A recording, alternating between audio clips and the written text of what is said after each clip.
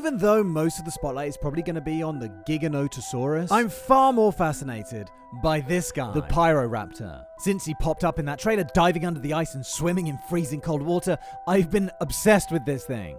Simply because, like, a raptor wasn't scary enough already, right? I mean, fast, jumpy, bitey, bladey, and smart.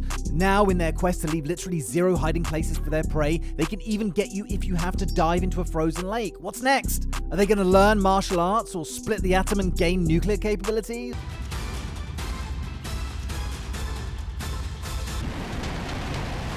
I'm gonna dive into a volcano. There's no way a raptor can get me there. Nope.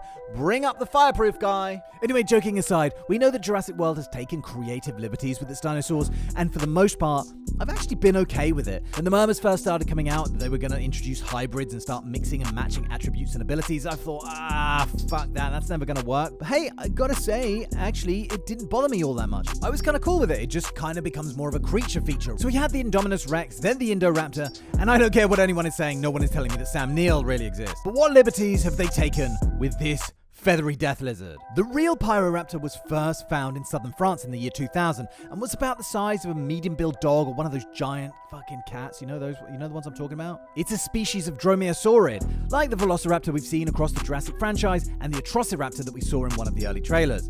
Taking the opportunity to state the blazingly obvious, it's got feathers, prompting me to start wondering whether or not we're going to see this thing gliding or even flying. So I did a few Googles to see whether or not feathered dinosaurs could glide. I was fairly certain they couldn't outright fly, not in the sense that modern birds can anyway, but I started reading about the Archaeopteryx, which was first discovered in 1868 and sparked wide debate about whether it could fly or just glide down after jumping out of trees or something.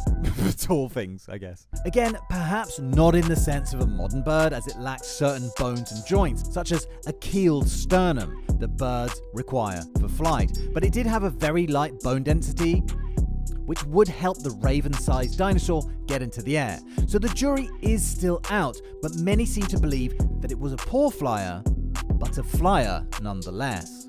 Let's not forget that the real Pyroraptor was about the size of a dog, whereas the Jurassic World version, they've made it a hell of a lot bigger. So I don't really know if this thing is going to glide or fly, but I would definitely love to see one of these things sprint off a rise and come screaming towards our poor humans like a giant fucking eagle.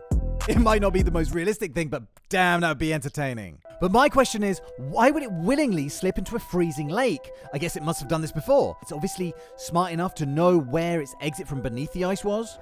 Or is it just aggressive enough not to give a shit? Like, I'm going to eat your intestines even if I turn into a fucking ice block. That's aggression.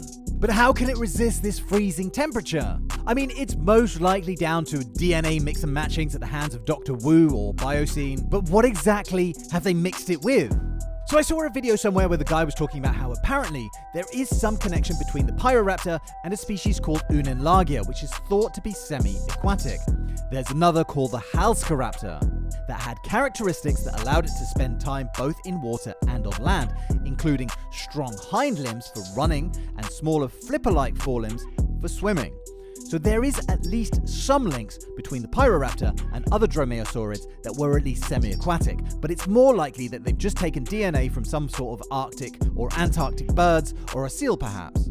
Testament to that would be this shot right here, where it looks like the Pyroraptor has webbed feet, which of course would help make it such a good swimmer, which makes me think it's probably been spliced with a penguin or like one of those really angry looking ones with the mohawks. I love those things. I'm gonna eat this fish, then I'm gonna fuck you up! But what do you think? How do you think they're gonna explain this swimming raptor? Just another bullshit plot device involving gene splicing? Or is there some actual science here? Let me know in the comments, and let me know which new dinosaur you're looking forward to seeing. I cannot wait to see this Pyroraptor in action. I'm pumped. Can you tell? And I will see you very soon for the next one. Thank you very much for watching, and cheerio, bye!